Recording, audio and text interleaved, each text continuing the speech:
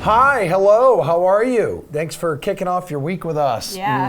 I'm Emerson, she's Jessie, and together we're the belligerent nightmare you wish to see in the world. Kind of dark, but also not wrong. Yes. We have a much brighter show ahead, though. We're having some fun with some of the qualifiers from the DraftKings Fantasy Baseball World Championship in Chicago. He was there. There's some football on tap, plus a couple pitchers join the program. Carlos Estevez of the Rockies and San Francisco's Will Smith, not to be confused with Men in Black's Will Smith. Yes, or Fresh Prince of Bel-Air. Right.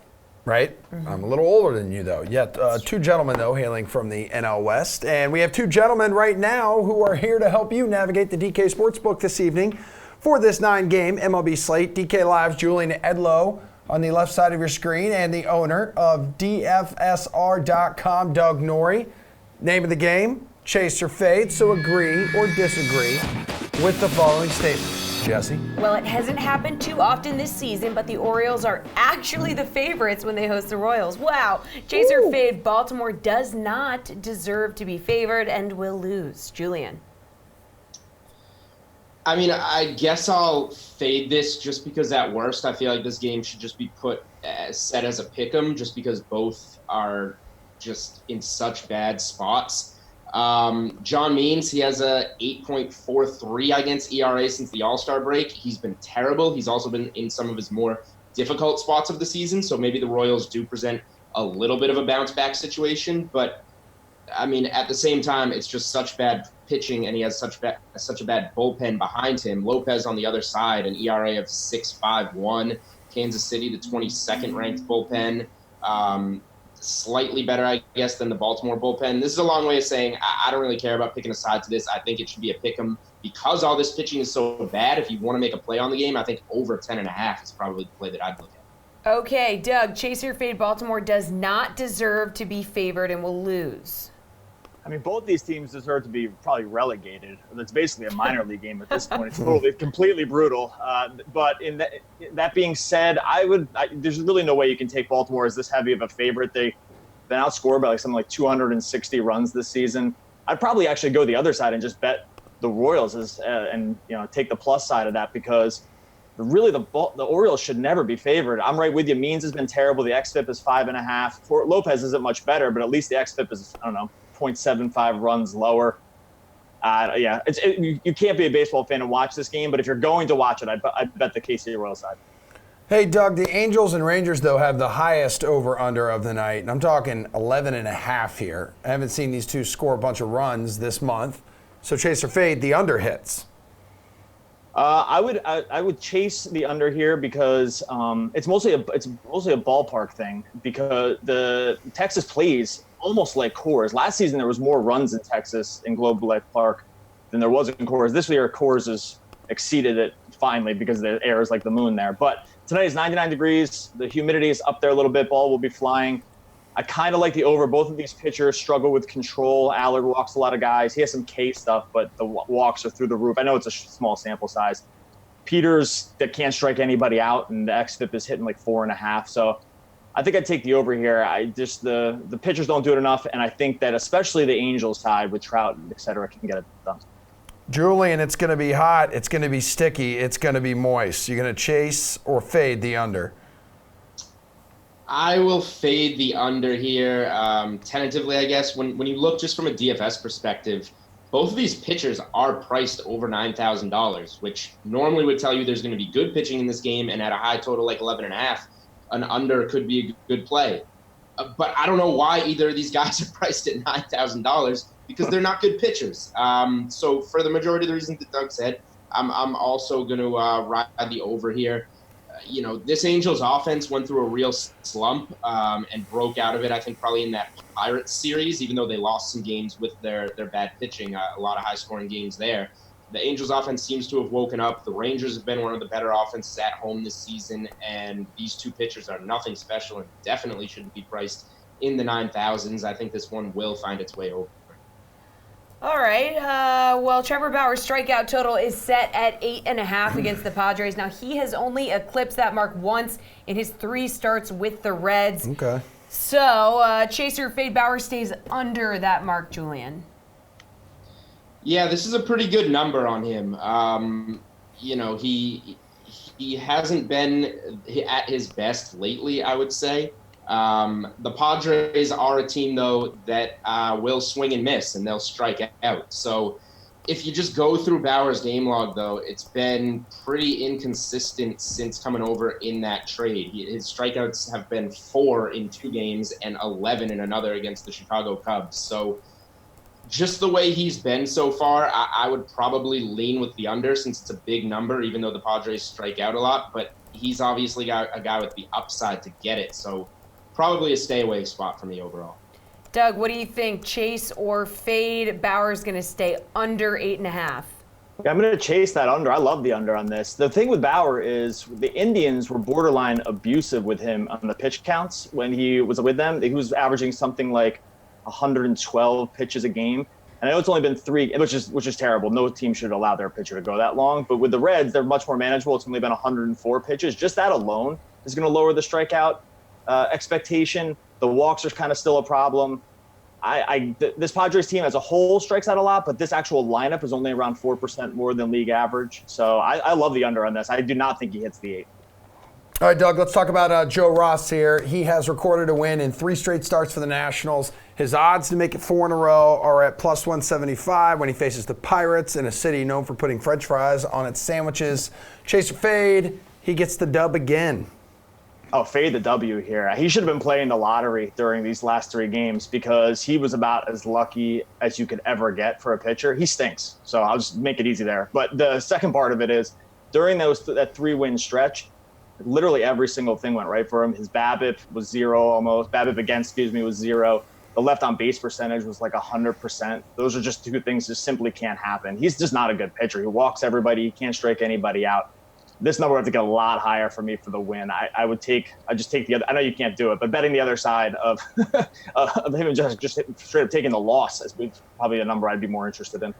I hate when I play like Powerball or the lottery and don't win. Yeah, it's really It's awful. like the biggest waste of money it feels in like the world. I'm being cheated, but okay. Jules, Joe Ross, you think he's going to make it 4 straight? Yeah, fading the French fries on sandwiches, chasing the win. Whoa, slow down, buddy. I don't necessarily want to play it at plus 175. Like, I would rather just play this Nationals money line, which I think has been right around minus 120 most of the day. The other part here is that Trevor Williams on the other side has been terrible. He's had some stints on the IL this season. Since the All-Star break, he's got an ERA of 6.75. He's got a 7.88 ERA in the 3 starts in the month of August. And Pittsburgh's bullpen is nothing special, even though the Nationals aren't all that great themselves. So a lot of bad pitching. I think the biggest advantage maybe here is that Washington has a much better offense than Pittsburgh and has been particularly hot in the month of August against right-handed pitching. So I'm going to trust Washington's offense to get it done here, and maybe Ross can be a little bit better than Williams. I'm sorry, I didn't hear anything you said after you said you were fading French fries on a sandwich. What the hell's wrong with you? Yeah, I would eat. I want them on the side. It's a little extra. You can have some on the side. You can literally have the best of both worlds. I would eat anything that you put French fries on. You know what? All right. Before we bring him back, it's okay, figure out your life, dude. Relax. Figure Take it out. A breath. All right. Good stuff, you two, except for the French fry thing. We're just getting started here on the Sweat. We're going to see who you think will deliver on the DFS side of things coming up. Right after we play. Here with the Week 3 NFL preseason preview presented by Angel Has Fallen. The hero becomes the fugitive in this action-packed new film starring Gerard Butler, Morgan Freeman, and Jada Pinkett Smith in theaters August 23rd. DK Live's Reed Fowler is here. And Reed, we're going to begin by looking back. Anything stand out to you from the Week 2 slate of games in the NFL preseason that could then help you build your Week 3 lineup in that crucial Week 3 preseason game? Well, it's Lamar Jackson. You see him now rising up in season-long ADPs, but for the slate, I think playing Lamar Jackson and pairing him up with guys on that team, especially Justice Hill or other players that we have on the Ravens, is a really good stack. He is the guy that is really becoming the quote-unquote cheat code where he can just run, right, and take off running. And we saw that against Green Bay where he scored that touchdown. He even had 3 guys open or a few guys open that he could have passed to. So looking for Lamar Jackson is the guy that I'll be targeting. So who is your favorite pick for the Week 3 slate? Is it Lamar Jackson? Well, one, and then two is Alvin Kamara. And they go up against a Jets team that has been depleted by injuries so far in the preseason. Tough losing some key guys on that defense. But now, again, we get to see these top guys play, right? Some of them, or most of them, have been held out in the first 2 weeks of preseason. Alvin Kamara is someone that I'm going to be targeting. Okay, thank you, Reed. That is going to do it for this Week 3 NFL preseason preview presented by Angel Has Fallen. The hero becomes the fugitive. Action-packed new film starring Gerard Butler, Morgan Freeman, and Jada Pinkett Smith in theaters August 23rd. What is that? They're drones! They're drones! Get the president in the water! How long after this last concussion did the migraine start? Pretty much right away. So we're going under. Dive deep. You need to be a lot more careful. Agent Banning is charged with the attempted murder of the President of the United States. You said it was from a car accident? Yeah. What line of work you in? Computer sales? A statewide manhunt is underway. Mike? You okay? What's going on? There's somebody else behind us. It wasn't me. I just want you to come home safe. I love you.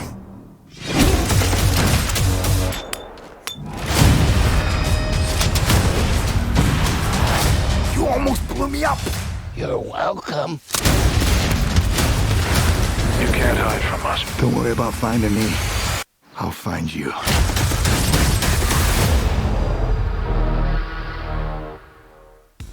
Hey, I'm Tara Lanezak here with your DraftKings Fantasy Flash. Last week, the Lakers lost DeMarcus Cousins to a torn ACL, and now they are reportedly targeting another big man to fill his spot. Shams Charania of The Athletic reported over the weekend that the Grizzlies are granting the Los Angeles Lakers permission to speak with Dwight Howard. Would Howard be the right fit? The 33-year-old is no stranger to LA, as he was a Laker for one season back in 2012. It did not go well for Dwight as he clashed with Kobe Bryant, and the team failed to live up to the hype. Just 2 seasons ago, Howard averaged 16.6 points, 12.5 rebounds, 1.6 blocks per game in 81 starts for the Charlotte Hornets. But last season, he only played in 9 games due to injury. Howard could still have something left in the tank, and it would be a low-risk move for the Lakers. Dwight told the LA Times last month that he would be open to a reunion with the Lakers, so we'll see if he gets his shot at redemption with the purple and gold. Allow me to introduce Carlos Estevez, Colorado Rockies relief pitcher. He joins the Sweat. First up, hey, congratulations. You're a new father, and to your new baby girl, Samantha. How's the dad life treating you so far? Thank you. She's doing great. It feels great to be a dad, I never thought that this was going to be the feeling. You get tired because you got to take care of her, but you feel amazing all the time. Yeah, no doubt. By the way, to shift gears, we go from your daughter to Charlie Sheen. He is actually an actor that you share the same born name with. Carlos Estevez is the same name as Charlie Sheen, for anybody who didn't know. He even tweeted a photo of you from a game earlier this year, joking that he looks bigger on TV. Do you ever get annoyed with people bringing him up, relating him to you? Honestly, people don't relate me to him a lot because not a lot of people know that his real name is Carlos Estevez. But most of the people just start yelling like, Emilio, all the time. So that's his brother. So that's the most that I get. Oh, all right. Well, that's good to hear. Hey, we heard you're a big movie guy. Do you have a favorite Charlie Sheen movie, or if not, a favorite movie? I really like Major League. He's really good on it. Like kind of like a trouble guy and all the stuff. That's pretty good. Is that your top sports movie? Top baseball movie? Not. He's my top 3, but not number 1. Number 1 is Remember the Titans. Nice. That's my best sport movie. All right. Well, hey, being a young Dominican-born player, you've had a lot of talented players to look up to. You've competed against them. What makes the country such a hotbed for baseball? I mean, that's all we do. Like you go to school, and after you go to school, like on the afternoons, that's all you do. You play stick ball, you play baseball with the hands, you play baseball wherever you can find, and we just leave baseball like all around. We sleep baseball, we eat baseball, we do everything with baseball down there. So that's pretty much why. Yeah, which player would you say you model yourself after the most? I really like watching Pedro Martinez pitch. Even he was smaller and skinnier, but he pitched like a giant man on the mound, and I really like that. Like going up and in with the fastball hitters, and then the wipe outside and that good changeup. I really like that stuff. You ever get to meet Pedro? Yeah. Actually, we live close. Oh, okay. Any advice that he ever given you? Oh yeah, slider. He's been helping me a lot with my slider, and he's been pretty good so far. Nice. Who would you say is the best Dominican baseball player of all time? Ooh, that's a good one. Right now, Albert Pujols is doing great. His career is not done yet, but in terms of numbers, he's been really good, and he's still not done, so he's going to be really good. Okay, some people forget Albert is still crushing it. Let's get to this season, your season. You're having the best year of your career in terms of ERA and strikeouts. You've got 64 strikeouts and 52-plus innings. Has anything changed in your approach this year that's allowed you to have some success? I started focusing more on location, like throwing more strikes, getting ahead of hitters, and just every time I get a chance, try to strike him out. And if it doesn't happen, just pitch for contact, and that's been helping me a lot because it's staying more in the strike zone. Sure. You know something, Carlos? Here at DraftKings, we do a lot of analyzing of ballparks. And Coors Field is known to be a hitter's park. So whenever a team is playing against the Rockies, we say, hey, don't play that pitcher because the Rockies are at home. When you're pitching at Coors Field compared to other parks, how do you adjust? Do you feel that when you pitch at home? Yeah. For sure, you can feel that. Even more experienced pitchers in the league can tell you that it's harder to spin the ball here, and it's harder to throw like a riser, like a fastball up, like I usually do. But that kind of stuff, you just gotta forget about it, because even here, when they hit it like a broken bat, it's gonna be a blooper because the stadium is so big when the ball flies. Outfielders are playing behind, and that stuff's that plays a lot in terms pitching here. And the ball doesn't need to be hit as hard as other parks, and that's the difficult part here. So is that why location is so important at that ballpark? Exactly. If you keep locating, spotting where you get a pitch, it's gonna turn out great for you, better. Gotcha. All right. Hey, the Players Weekend jerseys came out recently. Who do you think had the best nickname on their jersey? Well, for us, it's gonna be for sure Jairo Diaz, because he's quiet like a panda. He likes to sleep a lot, but he's strong like a panda too. So his nickname is Panda, so that's pretty good. For some reason, I couldn't find yours. What's your nickname for the Players Weekend? Mine is Wild Thing. Wild Thing. Yeah. So what made you decide to pick Wild Thing? We got the same name. He was a closer in the movie. He was a reliever, and when I got to be my first year in the big leagues here, I got to be a closer, and that was my walkout song. So I walk out as the Wild Thing because we have the same name. Emerson's happy we're back. Let's turn our attention to football, shall we? Say hello to DK Live's Jeff Ulrich, Reed Fowler, and Jerry Donabedian of RotoWire. Was that how you say it? Yes. It's how you say it, dude. Relax. Yeah. Okay. All right, cool. Just want to make sure. I'll make sure she was saying it in the script. He's so nervous. All right, this segment is called NFL Take Your Pick. So, based on the DK Sportsbook odds, who would you pick to lead the league in these stats? Yes. First up, Patrick Mahomes is the favorite to lead the league in passing yards at plus 400. Last year's leader, Ben Roethlisberger, is at plus 1,000. Let's keep in mind here, too, not necessarily a category you want to lead the league in. The last 5 years, it's either been Tom Brady, it's been Ben Roethlisberger, Drew Brees. Drew Brees missed the playoffs all 3 years. He led the league in that. Big Ben, Tom Brady feasting on a weak division. Jeff, you like either of those guys, or you picking somebody else here maybe? I wouldn't go with Ben. I just don't like the idea of a near 40-year-old Ben Roethlisberger bouncing back. I think the Steelers defense is going to be good this year. Mahomes is fine if you want to take that bet. I think he's deserving lead in this. But the guy I would go to is Jared Goff at plus 1,800 personally. He was 4th in passing yards last year. And for some reason, he's way down the betting board this year. He's just getting no credit. He averaged 345 yards the first 5 games last year with a healthy Cooper Kupp. I see no reason why he can't challenge for this, quite frankly. The Rams are just have a year of seasoning under their belt. They got young receivers like Josh Reynolds, Jared Everett helping out now. I really like the odds at Goff. If I was going to the top, I'd probably just hit Mahomes, but Goff is my favorite value in this category. All right, Reed, who tickles your fancy? No, I like that pick. Goff is a fine pick. And if you talked about those those last 3 quarterbacks that led the league, what happened too with those guys is they had pretty terrible defenses, right? Especially pass defense. If you look at the Saints, you just look at even the Patriots. Patriots did not have a good team defense, and even their pass defense was suspect. And obviously, what you see with Mahomes and the Chiefs. If you look at this year, I think Deshaun Watson, if we're looking at down the board at plus 2,500, has a good shot at that. Houston secondary has been bad over the past couple of years, and if these guys can stay healthy, right? If that offensive line improves from dead last, which they have to, the only place is to go, is for them to go is up. And you just look at these skilled players. You have Will Fuller. I know Kiki Kuti is hurt, but you have pass catchers that can get this guy. They pass a ton to that top spot. So Deshaun Watson, if not the top, at plus 2,500.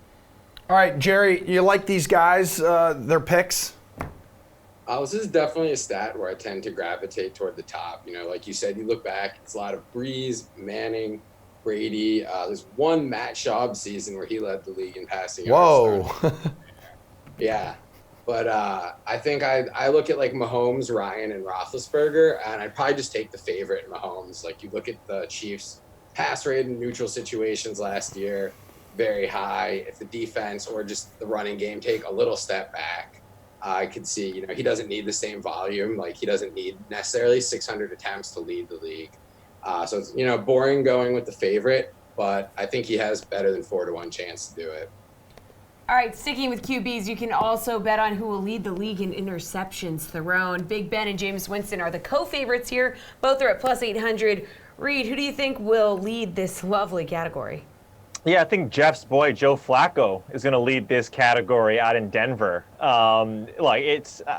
It's one of those things, too, when you look at their schedule, it's pretty tough, right? They play in a tough division. Joe Flacco has shown the proclivity to be very risky when it comes to passing. He likes to throw it downfield, and these guys really don't have any ton of receivers. And if you look at his past couple of seasons where he's played 16 games in Baltimore, he either was 8th, I think back in 2018, 2016, he was 2nd in interceptions thrown. So you just put those all together. If he plays a full 16, I think he has a shot at plus 3,300 to lead this. All right, Jerry. This is actually one of the hardest stats to lead the league in, I think, because usually if you're on pace to do it, you get benched. So I think the trick is kind of not necessarily finding the worst quarterback, which is certainly Joe Flacco, be up there for me, but I think eventually they bring someone like Locke in or just whoever they can find.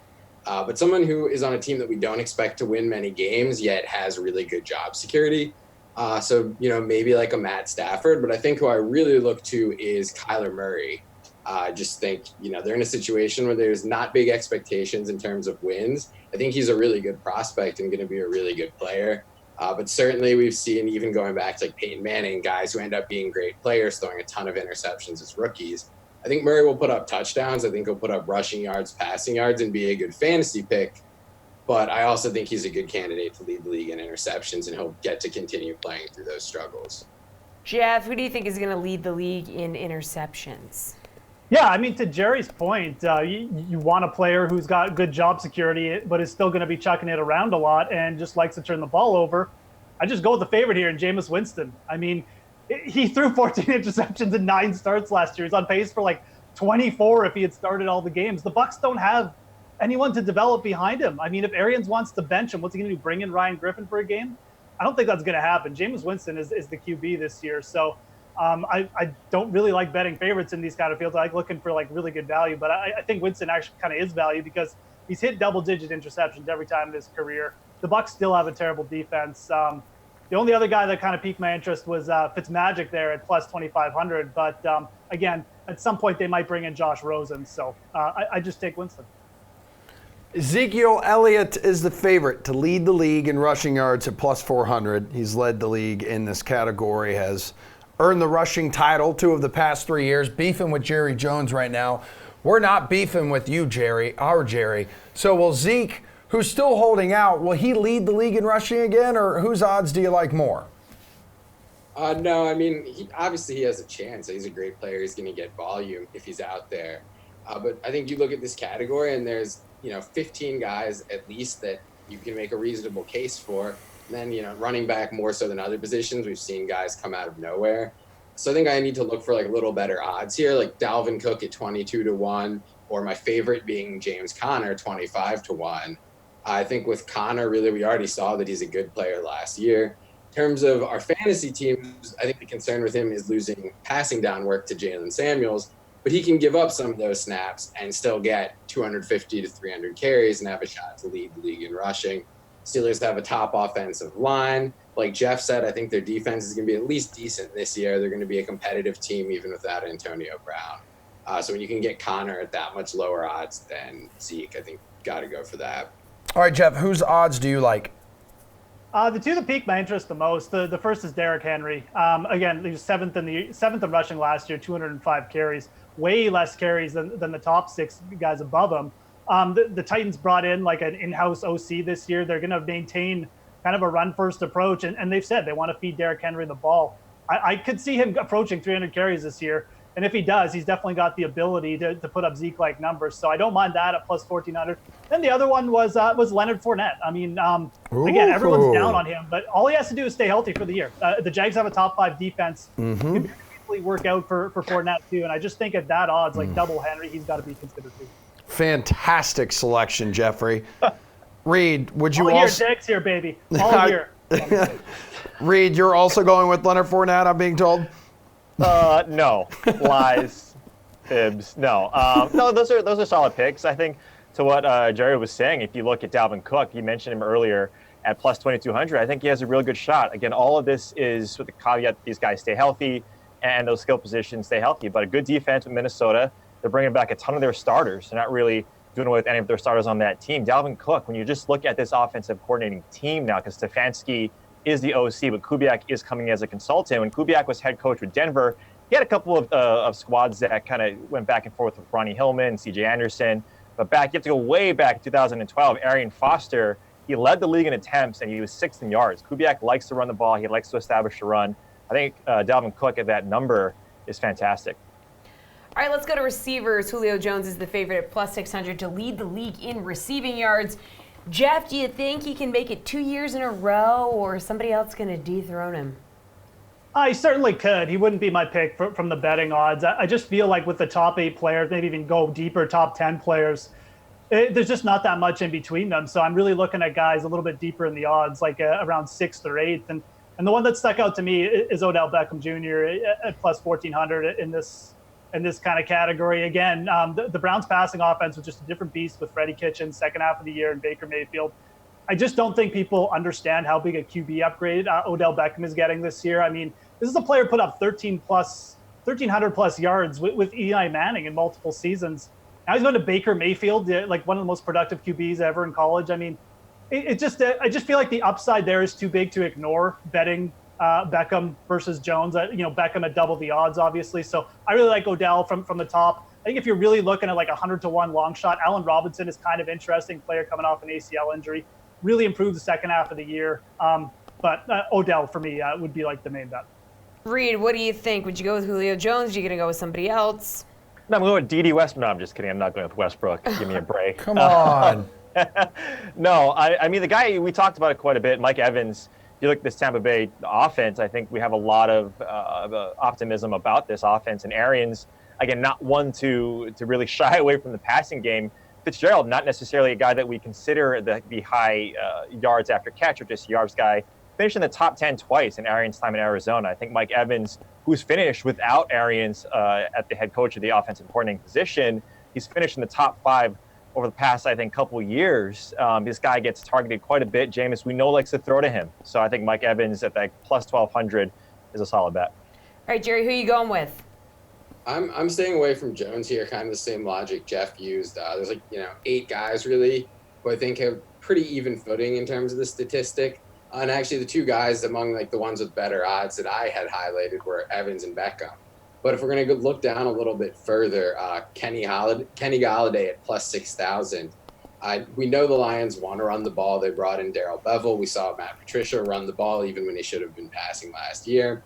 But if things don't work out with their defense, they end up at the bottom of that division. Stafford could end up throwing 580, 600 times just out of necessity.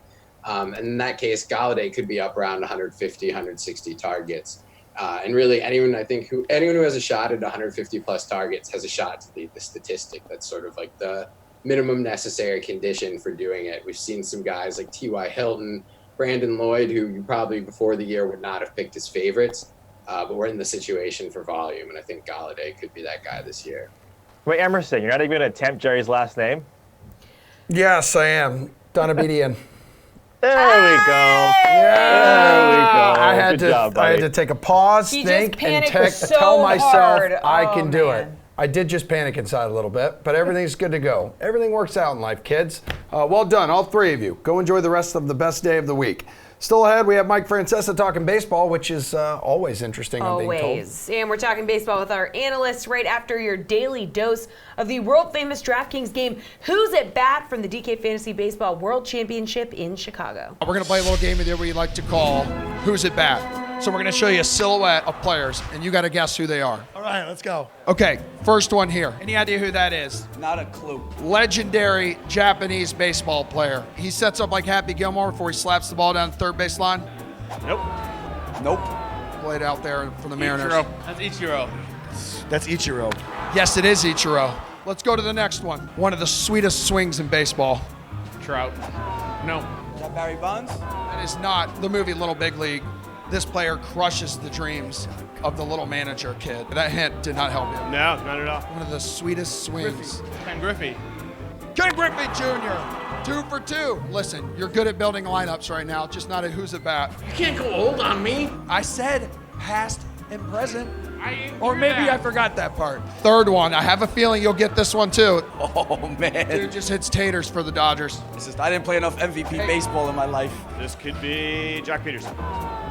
Try one of his teammates. Damn it. Dude hits bombs for the Dodgers. Leads the league in home runs right now with 41. Bellinger. Yes, you got it. We're going to count that. Bellinger. I think that might be Cody Bellinger. I think it is Cody Bellinger. Next one. Hit a bajillion home runs in the Derby. Cool. Didn't watch the Derby at all.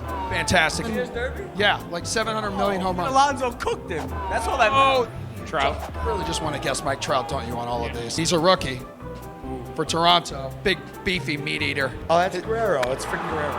Vlad Jr. Wow, you get like half a point on that because I give you like 7 hints. No, that's Vlad, but Pete Alonso cooked him. Yes, he did. Vlad Guerrero Jr. That is last one. The only hint I'm going to give you, his arms are like the size of your legs. You got this. You got this. Trout. My God. Ooh. He's a fiery guy. Was just traded to the Indians. Somebody pull up the Trout. We have no Trout for you. He loves to lick bats. That doesn't help me. Oh, Jats. Puig. Yes. Puig. Yasiel Puig. It's Yasiel Puig. I wasn't even going to ask you who it was because I could tell you didn't know. You are hitting and batting 1,000, young man. Get out of here. Go. We'll go to baseball now. Pretty cool moment in Philly Thursday night. Bryce Harper hits a walk-off grand slam to give the Phillies a comeback win over the Cubs. Harper even called it one of the coolest moments of his career. You could feel the energy. He's walking around the bases.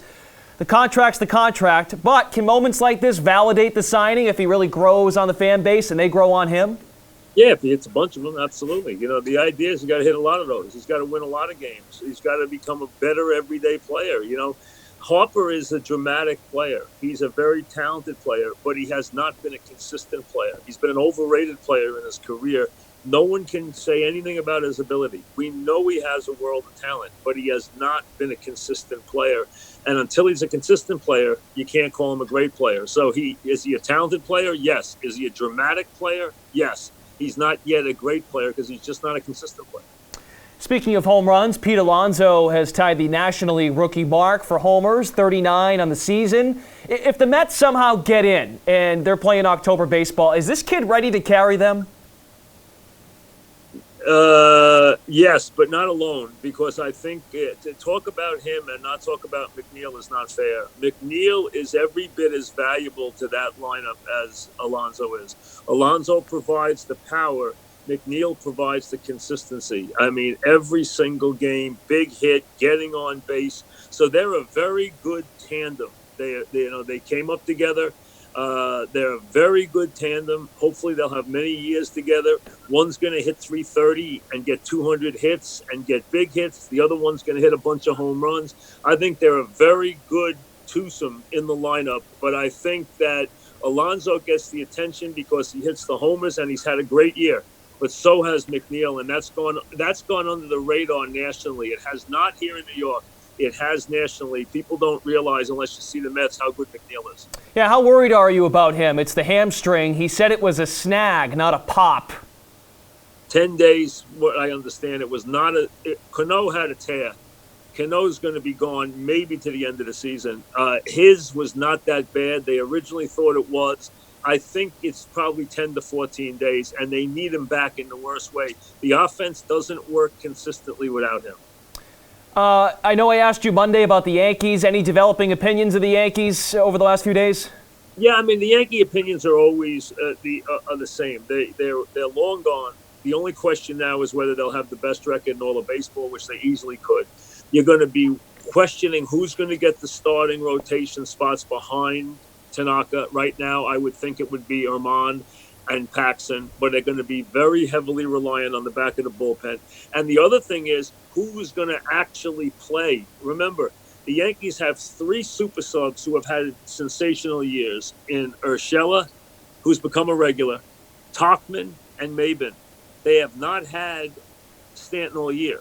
They have not had Voit and Encarnacion now for a while. They've had Hicks in and out of the lineup. So the question is, are the super stubs going to get a chance to play in the postseason, or is it just going to be the regulars? And this will put a tremendous amount of pressure in New York from the fans and the media on Giancarlo Stanton. He has not played this year.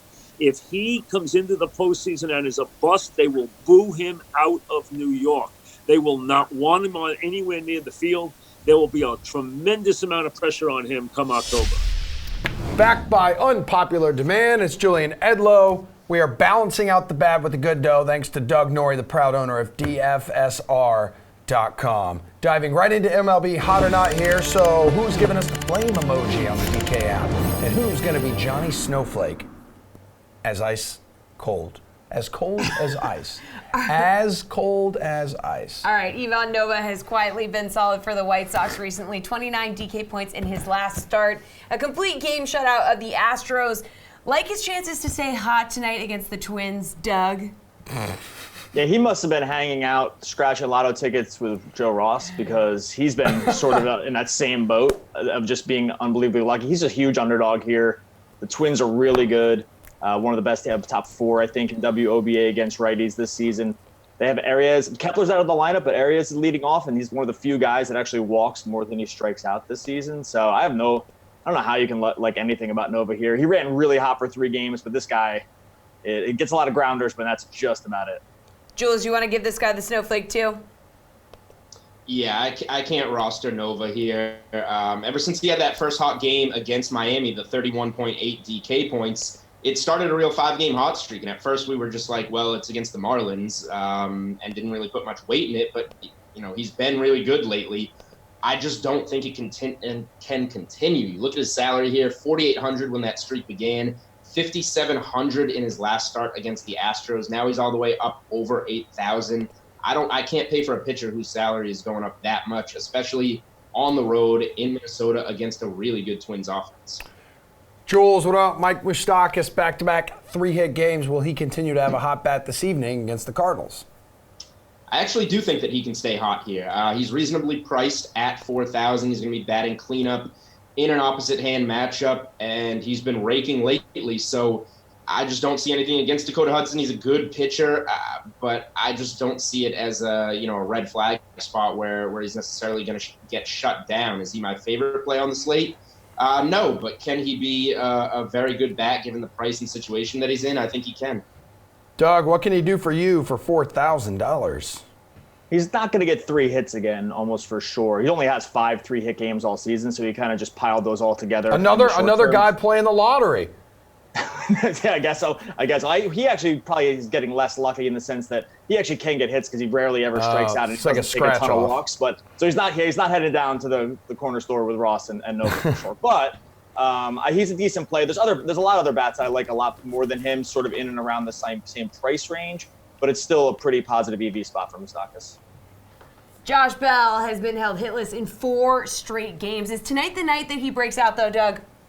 Yeah, it's pretty important to look at, just short-term sample size, why guys might have been bad for a short period of time. He's pretty bad against lefties, and 3 of those 4 games were against lefty pitchers, Peters, Lester, and Quintana. So he's absolutely raked righties this season. So if you want to maybe buy him on a dip here, this is a really good spot. I've already said a couple times I'm no fan of Joe Ross. So Bell, buy him if other people are kind of, taking a look at that game log. Just know that those are really bad spots for him. He stinks against lefties.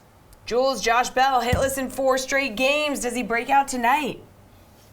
Yeah, I think the Nationals' pitching is going to be bad enough that he can get a hit. I don't necessarily think he's going to break out.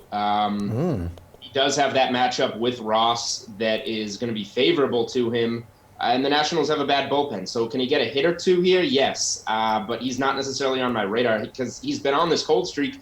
His salary is going up $200 though in this spot. So if the cold streak had kind of played into his salary, put him down from $5,000 to $4,500 or something like that, maybe I'd have some interest. But he's up $200 here, so I don't think I'm going to find myself playing him. Julian, what about Shohei Ohtani, though? He's hitting .381 over his last 10 games. Does he deliver the Flames against Texas? Yeah, this was a game where in that first segment, I think we were both on the over here in Texas. So it's a game where we're going to likely see some runs. The lefty on lefty thing maybe sets him back a little bit, doesn't put him in as ideal of a spot as you would like, but Ohtani's been really good lately. He still does hit lefties pretty well. He could see some righties out of the bullpen. I think this is a spot that he can stay hot. Okay, what do you think here, Doug? Yeah, I'm right with you on the platoon splits. This is not a great spot for him in the sense that he's much worse against lefties. The park probably brings him back and makes up a lot of that difference. I think the Angels just in general are going to be a really popular DFS stack, just up and down their lineup between Trout and Ohtani, Upton maybe as well. So I think that he's in a great spot for the ballpark. He's a great hitter himself. The only concern I have is that platoon disadvantage. That's the only kind of maybe knock against him. All right, Elvis Andrus has exactly 5 DK points in each of his last 4 games. Can he break out and be a good play tonight, though, Doug?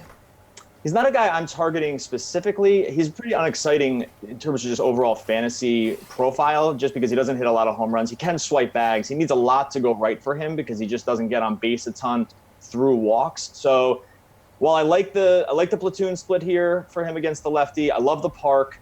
He's just not the most exciting fantasy guy for me because I just don't like to rely on the stolen bases. That's just my way I kind of swing. But in general, this is as good a spot he's going to find himself in, and I just don't love him as a play for my own lineups. Jules, where are you going?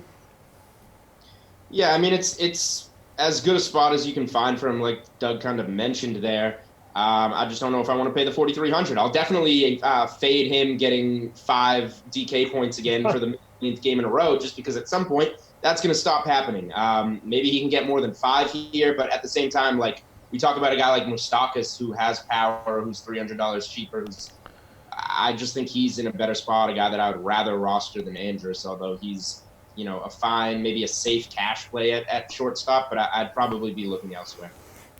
All right, we're going to hit on some showdown picks as we wrap up the show with you two coming up. We've got to hear from Giants pitcher Will Smith first, though. But here's, of course, preview of the Tour Championship from Reed Fowler, followed by who Pat Mayo thinks will win it all down in Atlanta. How's it, golf fans? Reed Fowler here for the playoff finale, the tournament championship at East Lake Golf Club, just outside Atlanta, Georgia. East Lake will measure just under 7,400 yards, will be played as a par 70, and will be putted on Bermuda greens this week.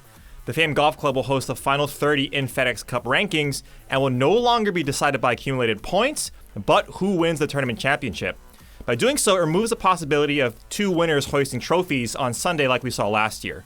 Speaking of which, Justin Rose, the 2018 FedEx Cup champ, will be in the field, but the defending tournament winner, Tiger Woods, could not do enough last week to qualify.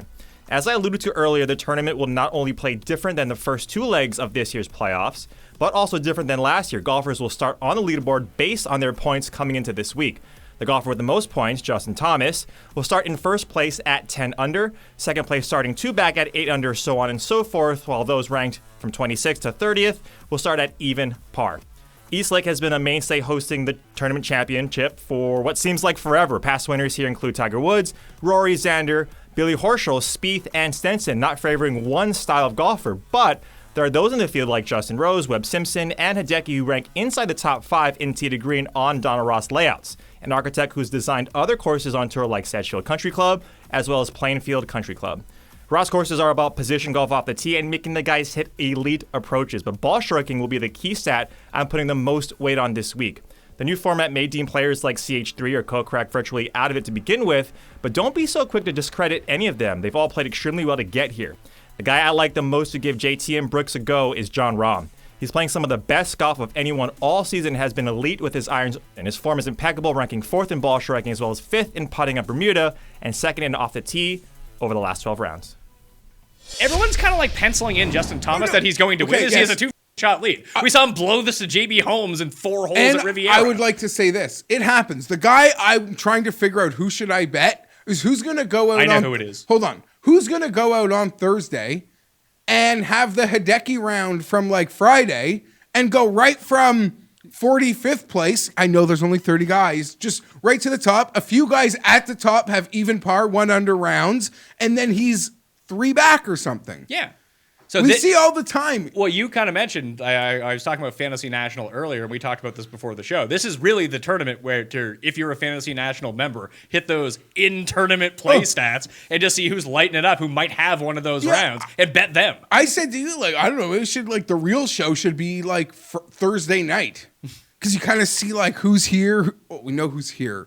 Who's showing up? Who's showing up? Who's Fantasy National telling me hit, like, 16 greens in regulation today?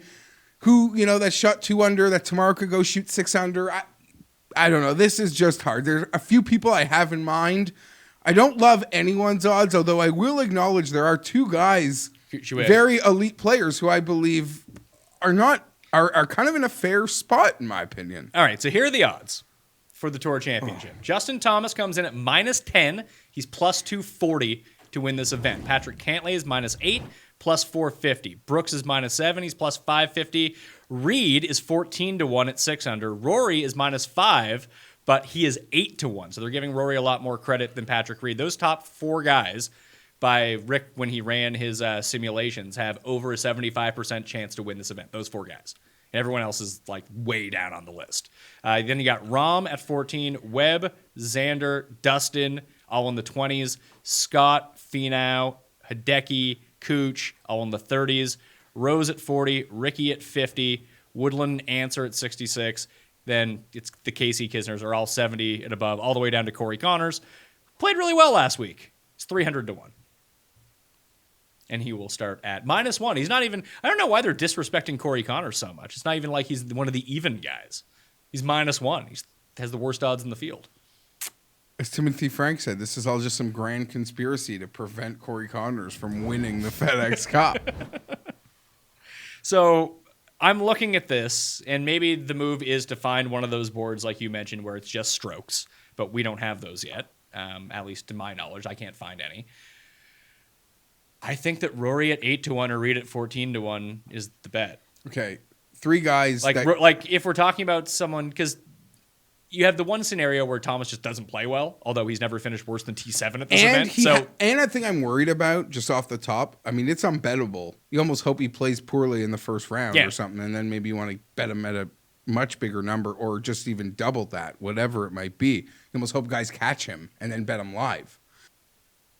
Giants All-Star reliever Will Smith joins the program. Will, you and your Giants sit just 4.5 games out of a wild card spot coming down the home stretch. A lot of teams still in the mix here, but a month to play. How are the guys making sure you're staying focused every day now? We just show up every day and know what we have to do and know how to take care of our jobs, how to take care of our bodies. Everybody just kind of shows up with their head down, ready to work, and whatever happens at the end of the game happens. Hey, you have a new career high in saves with 29. You've doubled your total from last year. What's it been like knowing you've been the go-to guy in those save situations, night in, night out, especially now in a playoff chase? Yeah, it definitely feels good. To know you have the ninth inning if it's 3 runs or less. You're going to be in there, so your routine can stay pretty consistent, and it just gives you that confidence to go out there knowing that Skip trusts you, and he trusts you to be the last guy to get the last 3 out. So you just kind of take it and run with it, and don't overthink it too much, and just keep things simple. You guys have the 3rd best bullpen ERA in the major leagues. You're the guy who shuts the door, as we just discussed, but you need the guys behind you to get there. What's been the key to the whole staff, especially the bullpen? What's been the key to the success this year for you guys? I think we just have a really good group of guys down there. We all genuinely care for each other. I just left the weight room, and I think the whole bullpen was already in there today. We lean on each questions. We'll hang out with each other. We'll go to dinner with each other. We just enjoy being around each other. I think that helps. How do you handle being traded and the nature of the business in the business side of baseball? It's a business. I think after you've been traded once, you're kind of, I guess, you understand how it goes and just the nasty side of the business a little bit. If it happens and you get traded, you move on, go to your new team, get to know your new teammates. But if you stay, you just keep continuing to do what you do. If you've got no control over it, there's really no reason to overthink it, really. Does it get any easier the more it happens, or is it always a shock? It's definitely a shock every time you get traded, for sure. But this time around, with all the rumors and whatnot, you just know not to pay attention to them, because you never know what's true, what's not true. I think that's just another distraction that can get in your way during the season. So I literally I stayed off social media as much as I could, and just kind of did my thing, showed up at the ballpark, and had with the fellow I was here. This is it, folks. Last block of the show. Please stop. Julian Edlow and Doug Norrie are back for MLB Showdown picks. First, let's talk about the Brewers-Cardinals matchup. Who would you captain in this one, Julian? Decisions here. Yeah, Mike Moustakas was the guy that we touched on earlier in classic mode. I like him here in the showdown mode as well. He's $6,600, so $9,900 to captain, and I really like him batting cleanup in an opposite-hand matchup. I just think he's way too cheap, so that allows you to fit him into the captain spot and then help you fill out the rest of your lineup a little more simpler. Doug, eat fresh, bro. Who you going to captain? It's always tough to fade Yelich in these situations. I'm actually going to go with Zuna on the other side. He's been raking righties this season. He has the power upside. Zach Davies is his first game back off the injured. I always screw it up now because I used to call it the DL and they changed it to IL now. So I'm stuck in the past. It's okay, man. His first game back from injury. He's really not all that good to begin with. I'll take the Ozuna power upside with the assumption that he's going to be pretty low owned here. Alrighty, Doug, which player over 8K do you like the least and believe shouldn't be rostered? Good question. Keston Hiura has been so lucky. I know he's been a darling since getting called up, and I totally get all the numbers and the power and just kind of the breakout performance that he's had, but the BABIP is through the roof. It's really not sustainable. The home run, the fly ball isn't really sustainable, I don't think, over the long term. I do see some regression coming for him. I think he's, of that group that's over 8,000, he probably to me seems like the most overpriced, especially considering the slot in the batting order as well. Jules. Yeah, for me, it's Dakota Hudson, the most expensive player on the slate at $12K. He's started 2 games against the Milwaukee Brewers. He averages 3 DK points in those games. So I just don't get how you can pay up for the most expensive guy on the slate in a matchup that we haven't seen him succeed in yet, from at least a starting pitching perspective. So if you want your Yelich's, if you want any of these big bats in here, you can get your pitching on the Milwaukee side, and I'm not going all the way up to $12K for Dakota Hudson. All right, let's switch over to the Rockies-Diamondbacks game here. Who are you going to make your captain, Julian? Let's remind everyone at home, 1.5 times the salary, but in return, you get 1.5 times the points, which is pretty cool because you're paying 1.5 times the salary. Yeah, that's very good, Emerson. You have a grasp on that. Woo! I kind of like Jake Lamb here, and it's a lot like the Mike Moustakas pick on the other slate. He's just in a nice opposite-hand matchup in one of the cheaper bats that you can find here, and I think just from a bat perspective, you obviously want to get more exposure to the Arizona side of this game, and Lamb makes some sense. Okay, who makes sense in your eyes, Doug? Yeah, I'll go a couple of slots up in the batting order and go with Peralta. He's coming, I think, fairly cheap for a captain. I'm looking for lower ownership here. He's much better against righties on the season. He's brutal against lefties, which sometimes drives his price down a little bit. The OPS is somewhere in the mid 800s, in the 860 against righties this season. So I'll go him, get him a little cheaper, try to fit some other bats in just the utility spots. All right, do you like either of the pitchers in this one, Doug, or do you want to stay away? No, I actually like Gallen. The Rockies are bad away from home. There's no doubt about it. Away from home, they have the second worst WOBA in the league. Just when they just don't get to play on the air pressure of the moon, which is basically what Colorado is. So anytime you can get these guys against a righty, I like it. Gallen walks a few too many guys. Strikeouts are there. I see some upside for him for sure. Jules, do you like either of these pitchers? Yeah, well, it's definitely not Gonzalez, but Gallen is a guy that I do like. I loved him when he was with the Marlins. He was having a great year. He did have a poor outing against these Rockies, but that was at Coors Field, the one game that he's pitched at home for Arizona so far. He did manage 25 DK points against the Phillies, so he's a guy that I really like in general and think is definitely rosterable on this slate. Jules, let's save the people some money. Which player over 8K do you like the least? So who do you not pay up for? Okay. Yeah, this one's a little bit tougher. I guess for me here, it would be Nick Ahmed, and he's 8,400, so he's just over the bar. I just don't want to pay, kind of an elite salary for a guy that's going to be hitting 7th in the order here. I want to, if I'm going to be getting any of these 8K guys, I want to be high in the order. So not too much bad I can say about him, but he's the guy that I would fade here. All right, Doug, so it's which player over 8K do you like the least? So in return, yes, it is saving people money. Yeah. That is exactly what it is. Jesse thinks I'm an idiot the way I worded that, but you know what? You have to have a brain to understand what I said.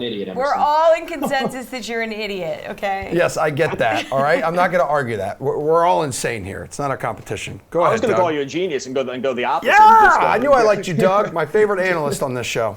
Just go against the chalk. I hate all the Rockies that are over 8,000 personally. I mean, if I had to pick the one I hate the most, I guess it's Trevor Story. So he's 9,800. I have no interest in fading or rostering any of these righties like Arenado or Story against Gallen here. So I think they're all overpriced for the matchup in the park. All right, finally, who is your lock for tonight's entire slate? Doug, feel free to give your reason why. I mean, I feel like I could write a book about Mike Trout, and it's not really news about how good he is. So I think easily Trout is the lock. That one gets out of the way. There's a gajillion stats you can point to. By the end of the season, he's going to be tied basically with Ken Griffey Jr. in terms of overall WAR. He's like 28 years old. I think for someone that's so good, people just still kind of don't pay enough attention to him. So yada, yada, yada, all the stats in the world, Mike Trout, total lock for me. Julian, who is your lock for this slate going to be and why? I am actually going to go with Brandon McKay here for the Tampa Bay Rays. He's a guy at $7,500 that, I mean, the Rays are like minus 200 or something in this game. So they're heavily favored to win against a really poor Seattle offense in Tampa, projected for like 3.5 runs there. This just feels like a really good spot for McKay at $7,500, cheap price. Jules, I'm on the DK Sportsbook right now. You wrote another phenomenal article about your top stacks tonight. Would you like to share your top stack with the people at home? I haven't heard you mention it. I have not, but it's an obvious one. It's the Houston Astros because Edwin Jackson just isn't good.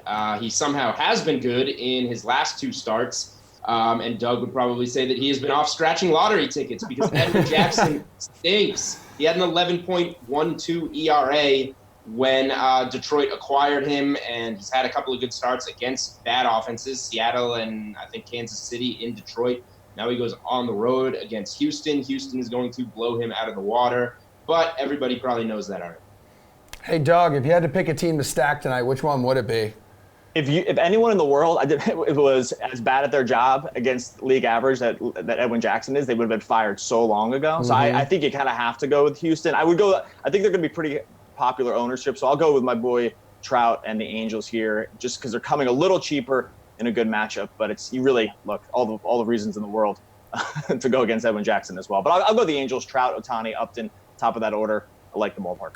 Wow, I don't see the Angels in Julian's article, but I believe you, Doug. That's for sure. To leave him off, but I don't mind him. Only 5 teams too. You gotta expand that list a little bit, Jules. Thanks, guys. We appreciate it. Would you like to say goodbye? Yeah, that'll do it. I'm Jessie. He's Emerson. This show will be back tomorrow at 6 p.m. You and I will both be here. Keep it together. To see you then tomorrow. Wait.